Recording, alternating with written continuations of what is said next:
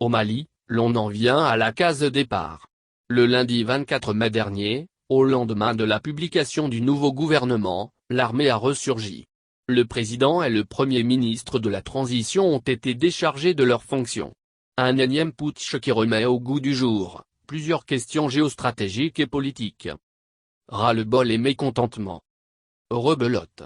C'est à cela se résume l'actualité sociopolitique au Mali depuis août 2020.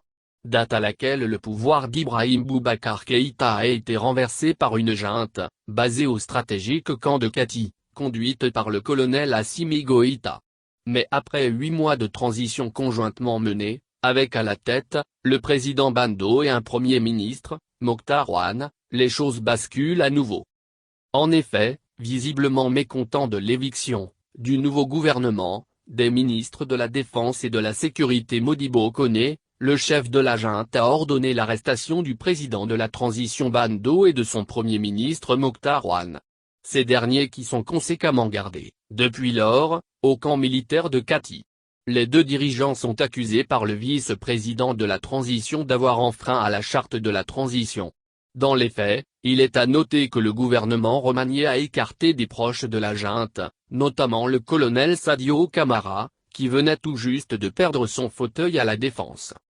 Sans surprise, ce revirement de situation suscite incompréhension et condamnation au sein de la communauté internationale. Une tentative de coup de force condamne, dans un communiqué conjoint, la mission de l'ONU au Mali, MINUSMA, la communauté des États ouest-africains, CEDEAO, l'Union africaine, la France, les États-Unis, le Royaume-Uni, l'Allemagne et l'Union européenne. Toutes ces États et organisations exigent la libération immédiate et sans condition du président Bando et ses collaborateurs actuellement en détention au camp militaire de Kati, cette ville garnison, située à une quinzaine de kilomètres de la capitale, Bamako. Plus loin, la communauté internationale rappelle aussi son soutien à la transition qui, selon elle, doit maintenir, comme priorité, l'organisation des élections libres dans le délai imparti. Dans la foulée, le médiateur de la CEDEAO dans la crise malienne, l'ex-président nigérian, Goodluck Jonathan s'est rendu à Bamako hier mardi. Une communauté internationale à géométrie variable.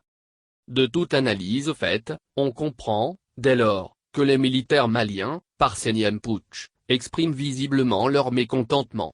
Surtout au détour d'une analyse croisée du cours des événements sur le continent. En effet, il paraît déséquilibré, la gestion de la crise malienne par la communauté internationale qui dicte la loi aux putschistes maliens, pendant qu'elle donne carte blanche à la clique Mahama Déby qui, pourtant, a accédé également au pouvoir pratiquement dans les mêmes conditions au Tchad, sans que personne ne crie gare. Au-delà du cinglant camouflet que cet énième putsch constitue pour la communauté internationale. Elle donne suffisamment une alerte pour elle de répondre de son hypocrisie et de son double langage. Le nouveau développement de l'actualité au Mali remet en selle un questionnement plus que pertinent. Fort est-il de perdre la main dans le dossier malien? Un revers pour Fort? Au regard de l'engagement peu voilé du président togolais dans la crise malienne. Ce revirement de l'équipe Goïta vient sérieusement faire vibrer la charpe conçue par l'homme fort de Lomé et son ministre des Affaires qui lui, passe ces derniers temps à se frotter les mains sur des airs de ricanement, tellement il mène facilement 6 patrons sur des fronts osés dont personne ne voudrait aucunement s'encombrer ces temps-ci.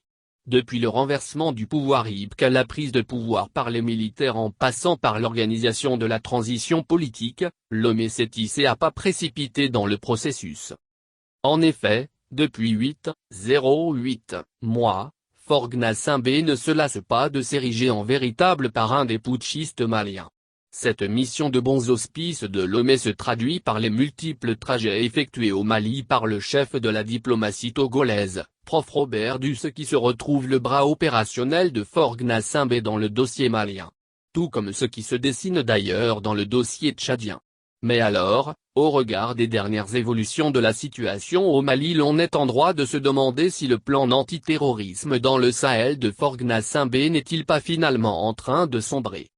En effet, le plan de Lomé consistait à une première étape à faire légaliser les putschistes du 18 août 2020, les faire ainsi accepter par la communication internationale en leur faisant concéder de céder la tête de la transition à un civil.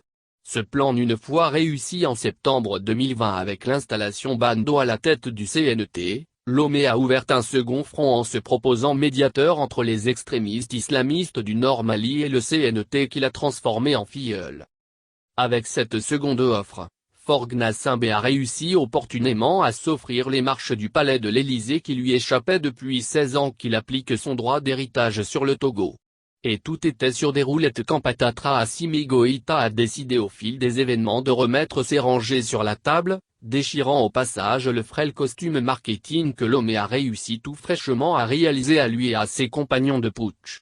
Le naturaliste dira ironiquement que le réveil de volcan Nyiragongo en RDC a atteint dans ses éboulements le palais de Lomé via Bamako. Profonde fissure de la charpente qui remet insidieusement en cause les propensions de Lomé à organiser des médiations entre le CNT malien et les extrémistes djihadistes du nord du pays.